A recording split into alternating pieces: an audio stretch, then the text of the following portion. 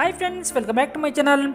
Friends, ಇವತ್ತಿನ ವಿಡಿಯೋದಲ್ಲಿ ಪುರುಷರು ಮಹಿಳೆಯರ ಯೋನಿಯನ್ನು ನಾಲಿಗೆಯಲ್ಲಿ ಚೀಪಿದ್ರೆ ಏನಾಗುತ್ತೆ, ಮಹಿಳೆಯರಿಗೆ ಇಷ್ಟ ಆಗುತ್ತಾ ಅನ್ನೋ ಕೆಲವೊಂದು ಇಂಟ್ರೆಸ್ಟಿಂಗ್ ವಿಷಯಗಳನ್ನು ಈ ವಿಡಿಯೋದಲ್ಲಿ ತಿಳಿದುಕೊಳ್ಳೋಣ.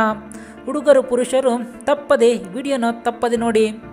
ಫ್ರೆಂಡ್ಸ್, ನೀವೇನಾದರೂ ನಮ್ಮ ಚಾನಲ್ಗೆ ಹೊಸಬರಾಗಿದ್ದರೆ ದಯವಿಟ್ಟು ಲೈಕ್ ಮಾಡಿ, ಶೇರ್ ಮಾಡಿ, ಸಬ್ಸ್ಕ್ರೈಬ್ ಮಾಡಿ.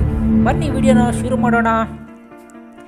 ಫ್ರೆಂಡ್ಸ್, ಹುಡುಗಿಯರ ಇಲ್ಲ ಮಧ್ಯ ವಯಸ್ಸಿನ ಆಂಟಿಯರ ಯೋನಿ ಚೀಪಿದ್ರೆ ಅವರಿಗೆ ಏನಾಗುತ್ತೆ ನೋಡೋಣ ಬನ್ನಿ.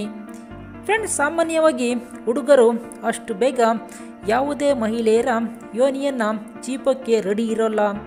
ಏಕೆಂದರೆ ಒಂದು ಕಡೆ ಭಯ ಇರುತ್ತೆ, ಏನಾದರೂ ಪ್ರಾಬ್ಲಮ್ ಆದರೆ ಅಂತ. ಹುಡುಗರಿಗೆ ತುಂಬ ಇಷ್ಟವಾದ ಹುಡುಗಿಯರ ಇಲ್ಲ ಸುಂದರವಾಗಿರುವ ಆಂಟಿಯರ ಯೋನಿಯನ್ನು ಮಾತ್ರ ಚೀಪ್ತಾರೆ.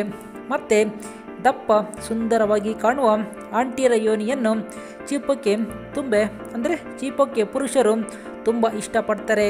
ಪುರುಷರು ಹೆಚ್ಚಾಗಿ ಹುಡುಗಿಯರಿಗಿಂತ ಮಧ್ಯ ವಯಸ್ಸಿನ ಅಂದರೆ 40ರಿಂದ 45ರ ವಯಸ್ಸಿನ ಆಂಟಿಯರ ಯೋನಿಯನ್ನು ಚೀಪೋಕ್ಕೆ ತುಂಬ ಇಷ್ಟಪಡ್ತಾರೆ.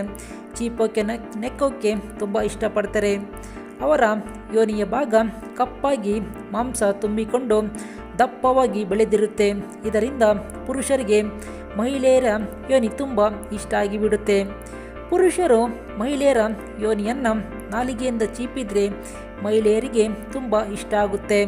ಪದೇ ಪದೇ ಚೀಪಿಸಿಕೊಳ್ಳಕ್ಕೆ ಇಷ್ಟಪಡ್ತಾರೆ. ಪ್ರತಿದಿನ ಇದನ್ನು ಮಾಡುವಂತ ಫೋರ್ಸ್ ಮಾಡ್ತಾರೆ.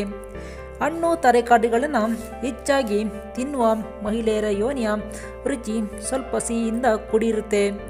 ಮಹಿಳೆಯರ ಯೋನಿ ತನ್ನನ್ನು ತಾನೇ ಕ್ಲೀನ್ ಮಾಡಿಕೊಳ್ಳುವ ಶಕ್ತಿಯನ್ನು ಹೊಂದಿದೆ. ಹಾಗಾಗಿ ಎಲ್ಲ ಹುಡುಗಿಯರ ಮಹಿಳೆಯರ ಯೋನಿ ಒಳ್ಳೆ ವಾಸನೆಯಿಂದಲೇ ಕೂಡಿರುತ್ತೆ. ಪುರುಷರು ಇಷ್ಟಪಟ್ಟ ಹುಡುಗಿಯರು ಇಲ್ಲ ಆಂಟಿಯರು ಅವರಿಗೆ ಮಾತ್ರ ಸ್ವಂತ ಆಗಿರಬೇಕು.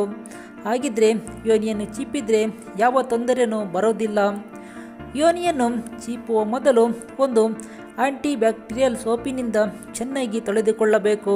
ಇಲ್ಲದಿದ್ದರೆ ಆಂಟಿ ಸುಂದರವಾಗಿದ್ದಾಳೆ ಅಂತ ಅವಳ ಯೋನಿ ಚೀಪಿದ್ರೆ ಕೆಲವು STDಗೆ ಸಂಬಂಧಪಟ್ಟ ಅಂದರೆ ಸೆಕ್ಸುವಲಿ ಟ್ರಾನ್ಸ್ಮಿಟೆಡ್ ಡಿಸೀಸ್ಗೆ ಸಂಬಂಧಪಟ್ಟ ಕೆಲವು ಕಾಯಿಲೆಗಳು ನಿಧಾನವಾಗಿ ಬರಬಹುದು.